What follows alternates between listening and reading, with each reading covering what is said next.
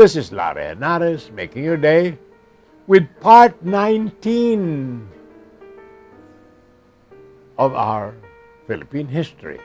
Chapter, Aguinaldo is the real father of our country. And we'll continue to quote. Later in the American period, poet Jose Palma set the Philippine national anthem into words in Spanish, which was later translated into English in time for our Commonwealth period. Only late into the Japanese occupation was our anthem translated and sung in Filipino. Thus, ironically, our anthem was sung in Spanish during the American occupation, in English during the Filipino Commonwealth, and in Wikang Filipino during the Japanese occupation. It was this anthem that served as a symbol of our emergence as one nation and one people through all the trials and tribulations of our long struggle for freedom and independence. Aguinaldo synthesizes society, a culture, a history, a nation. Aguinaldo gave us our nationalist revolution, our republic, our anthem, our flag, our nation. Aguinaldo is the father of our country, more than Rizal, who did not believe in revolution, more than Bonifacio, who could not win one. But another subject. His name is Theodore Roosevelt, and he was a weakling in America, a sickly runt compared to his elder brother Elliot.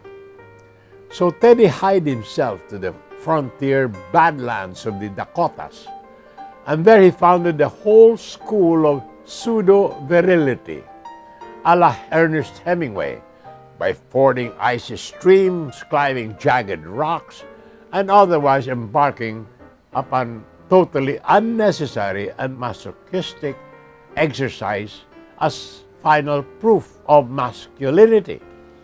When Teddy became the Assistant Secretary of the Navy of the United States, he was prone to write that the war might do for the muscles of his nation what the Badlands did for him.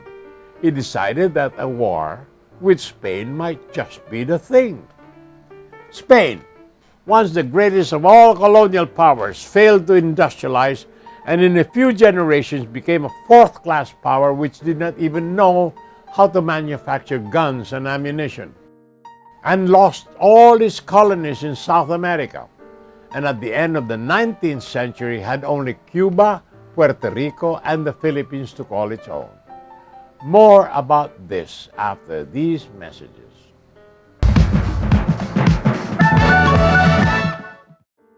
This is Larry Henares making your day with part 19 of a book I wrote on the Philippine history. Chapter, Aguinaldo is the real father of our country. I continue to quote. On February 15, 1898, the American battleship USS Maine, on a visit to Cuba, was blown up in the Havana harbor with a loss of 246 men.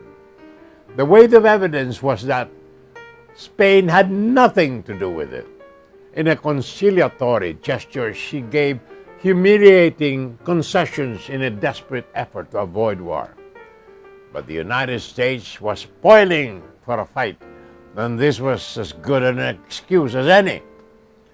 Actually, no excuse was necessary. Phony atrocities were invented, and with the cry, "Remember the Maine!" the United States Congress declared war on April 21, 1898. Now, Commodore George Dewey of the U.S. Pacific Fleet just happened to be in Hong Kong with 7 warships when the war broke out between the United States and Spain on April 21, 1898. He was there by divine providence and by the secret and unauthorized machinations of Assistant Secretary of the Navy Theodore Roosevelt, in the absence of his boss, the Secretary. Now, George Dewey was never considered one of the best in the Annapolis Naval Academy. His grades were lousy. 60.8% in naval tactics, 57%, and 76.6% in mathematics, and 71.4% in navigation. He was called Knucklehead George. But he was the lucky one because always he was in the right place at the right time and got more credit than he deserved.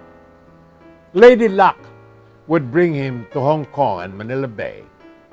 On April 25, Knucklehead George was ordered to proceed to Manila Bay and attack the Spanish fleet. Again, Lady Luck was with Knucklehead George.